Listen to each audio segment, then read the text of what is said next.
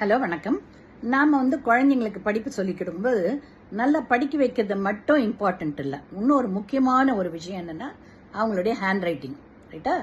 சின்ன குழந்தையிலேயே அவங்க எழுத ப்ராக்டிஸ் பண்ணும்போதே நம்ம நல்ல ட்ரைனிங் 2 லைன்ஸ் இது 4 லைன்ஸ் இதெல்லாம் பேப்பர்ஸ் வாங்கி கொடுத்து ரிப்பீட்டடா எழுத வச்சு அவங்க ஹேண்ட் ரைட்டிங்கை நல்லா கரெக்ட் பண்ணிடுங்க. ரைட்டா? ஏன்னா சின்னப்போ அழகா ஹேண்ட் ரைட்டிங்கை பண்ண ப்ராக்டிஸ் பண்ணிட்டுங்கன்னா அதே இதுதான் through out their life continue ஆகும். டில் தேர் டெத் அந்த ஹேண்ட் ரைட்டிங் அப்படியே ஸ்டாண்டர்ட் ஆகிடும். சின்னப்போ கிறுக்கி இருந்ததுன்னா அவங்க பெரியவங்க அனுப்புகிற அந்த ஹேண்ட் ரைட்டிங்கை மாற்றிக்கவே முடியாது. ஸோ அந்த கிறுக்கல் ஹேண்ட் ரைட்டிங் தான் கடைசி வரைக்கும் இருக்கும். அதனால தான் குழந்தைங்களுக்கு அந்த ஹேண்ட் ரைட்டிங் ப்ராக்டிஸ் கொடுத்து அதுலேயும் கான்சென்ட்ரேட் பண்ணுங்க. ரைட்டா?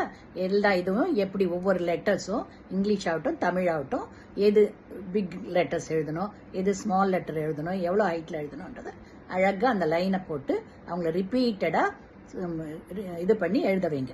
ரைட்டா? அது கரெக்டாக நீங்கள் சின்ன வயசுலேயே அவங்கள கரெக்ட் பண்ணிட்டோங்கனாக்கா ஃபியூச்சரில் அவங்களுடைய ஹேண்ட் ரைட்டிங் முத்தாக இருக்கும். ரைட்டா?